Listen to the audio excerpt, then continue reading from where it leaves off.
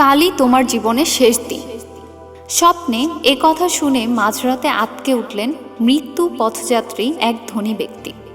ঘুম থেকে লাফ দিয়ে উঠেই ডাকলেন নিজের 4 স্ত্রীকে। পরকালে একা যেতে হবে বলে লোকটি ভয়ে একদম দিশেহারা হয়ে পড়েছে। তিনি কোনোভাবেই একা পরকালে যেতে চান না। তিনি তার 4র্থ স্ত্রীকে সবচাইতে বেশি ভালোবাসতেন, তাই তাকে দামি সব গহনা ও কাপড় চোপড় কিনে দিতেন।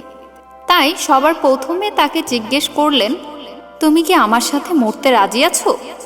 4র্থ স্ত্রী বললেন, দুঃখিত, আমি এটা করতে পারবো না। এই বলে সে চলে যায়। লোকটি তার 3য় স্ত্রীকেও অনেক ভালোবাসতেন এবং তাকে নিয়ে অনেক গর্বও করতেন। 3য় স্ত্রীকে জিজ্ঞেস করলেন, তুমি কি আমার সাথে পরপারে যেতে রাজি আছো? 3য় স্ত্রী সরাসরি জবাব দিলেন, না।